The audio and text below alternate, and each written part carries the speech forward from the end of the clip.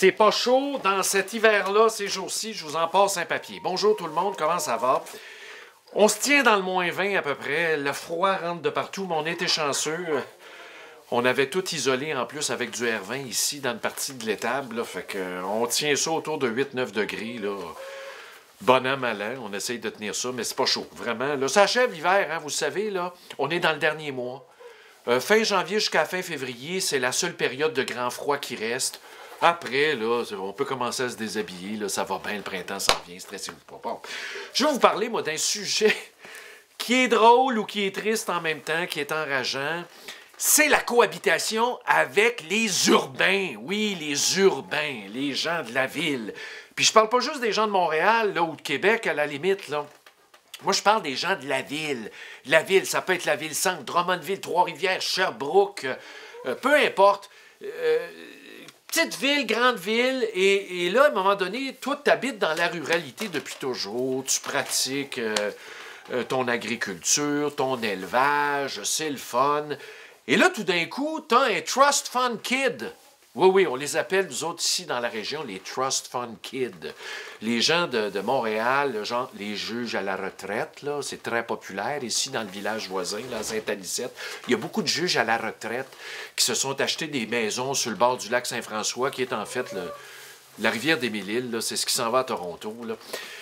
Et là, ils viennent ici, ces gens-là, ben pas juste les juges à la retraite, là, les yuppies, les urbains, les plateaux-arts, nommez-les toutes, là, tout ce monde-là de la ville, qui tout d'un coup se découvrent une vocation de grand air. Ils ont besoin de sortir de la ville, ils en peuvent plus, il faut aller relaxer dans notre petit chalet trois saisons. On n'est pas assez riche pour s'acheter un vrai chalet, là. Fait qu'on s'achète un chalet 3 saisons.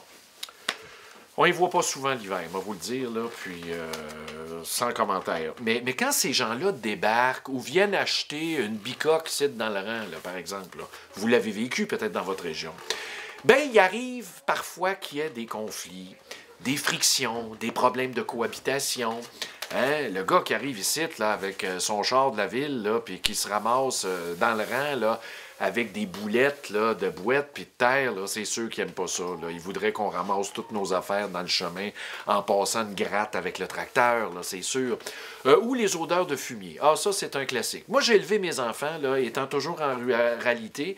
J'ai les ai élevés en appréciant l'odeur de fumier. Hein? Dès qu'il y avait un tas de fumier ou un épandage, moi, j'en profitais pour ouvrir les fenêtres. Là, je disais aux enfants... ça sent bon, c'est la santé, ça sent bon. C'est toute une question d'éducation, ces affaires-là. Alors aujourd'hui, mes enfants, quand on passe dans un endroit où il y a de l'épandage, où il y a du fumier, comme ici, là, ils viennent ici dans le grand, bien ça sent bon. On aime ça, nous autres, cette odeur-là. Mais les gens de la ville ne sont pas habitués, alors ils viennent ici, puis ils se posent des questions sur l'épandage de fumier, sur le lisier. Ah, le porc, c'est l'enfer, là. Ah, écoute... Ils disent, mais comment ça se fait qu'on peut permettre l'épandage? Ben oui, on vit... Savez-vous quoi, les urbains? J'ai un message pour vous. Là. La ruralité, avant tout, c'est pas un endroit là, pour filer le parfait amour avec votre blonde là, le vendredi soir. C'est pas l'endroit pour ça.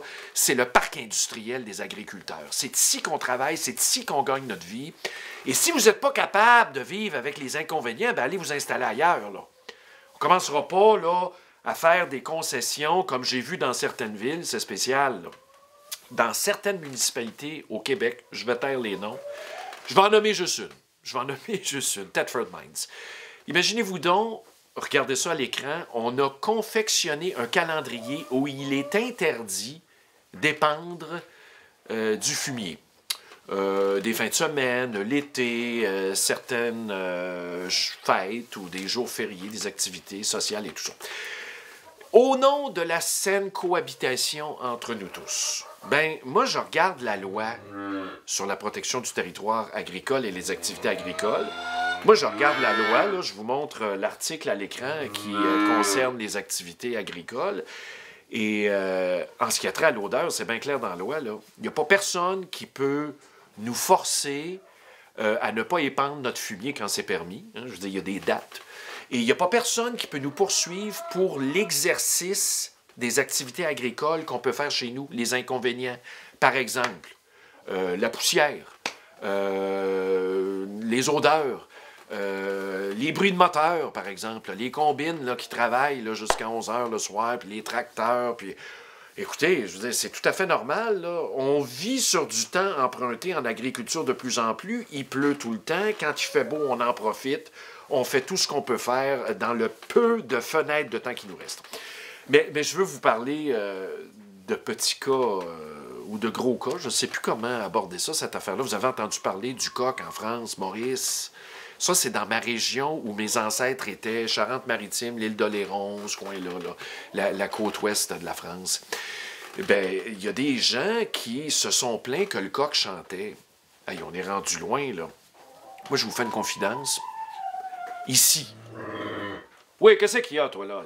Laisse-moi finir. Ici, je vous dirai pas qui. Mais à un moment donné, il y a des gens qui arrivent, des Trust Fund Kids, sans doute, qui arrivent dans le... Je veux pas dire quel rang.